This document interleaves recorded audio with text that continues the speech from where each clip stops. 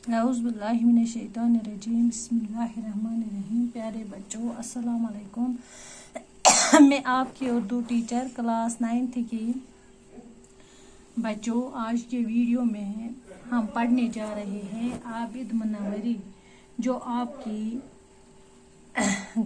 आपकी किताब में पेज नंबर 136 पर है। आप बच्चे सभी किताबें निकालें और आबिद मुनव्वरी पर नजर रखें।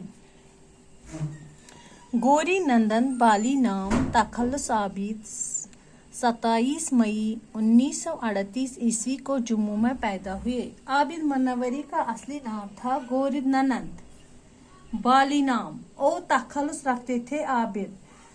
27 मई और 1938 ईस्वी में वो जम्मू में पैदा हुए। जिला जम्मू की तहसील अखनूर में वाक़ा गाँव मुनव्वर उनका वतन है, इसीलिए उसको मुनव्वरी कहते हैं।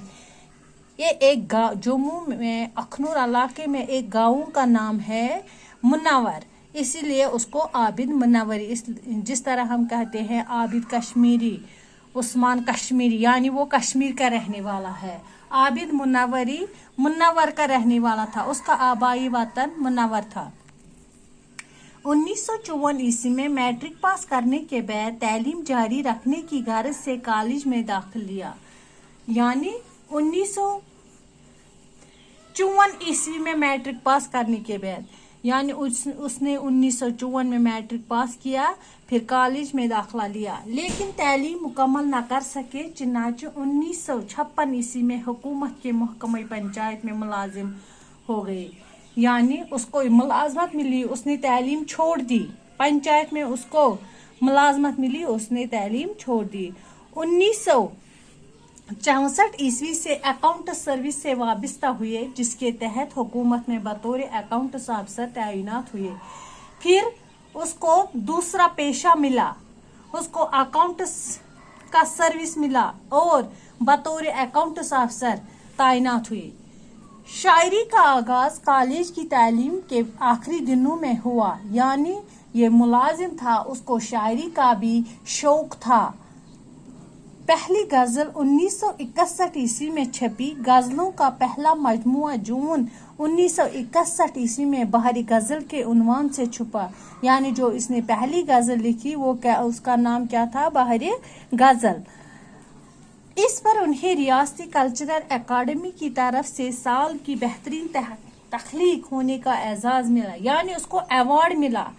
ये गजल लिखने पर उसको एजाज मिला, उसको अवार्ड मिला। दूसरा मजमुआ शमीम गुल 1967 ईस्वी में जेवर तबायत से आरास्ता हुआ, उस पर भी उन्हें रियासती कल्चरल अकादमी का पहला इनाम मिला। यानी शमीम गुल उसने 1967 ईस्वी में लिखा, उसको भी उस पर भी उसको कल्चरल अकादमी ने इनाम दिया।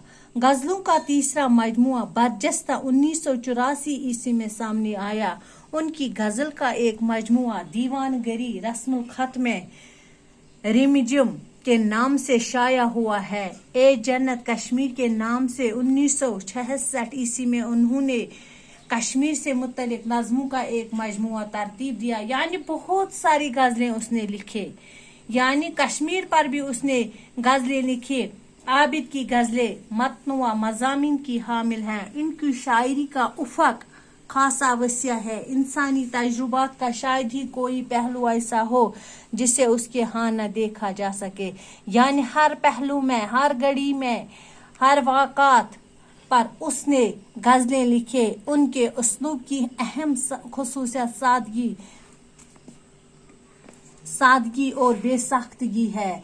उन्होंने नाजुक जज्बात को निहायत खूबसूरती के साथ पेश किया है, यानी जो ये जब गजल लिखता है ये बड़ी नाजो अंदाज से लिखता है, यानी सादगी से, बेसाख्तगी से लिखता है, खूबसूरत अंदाज में लिखता है। छोटी बहरों में कही गई इनकी गजलें खासी सराही गई है।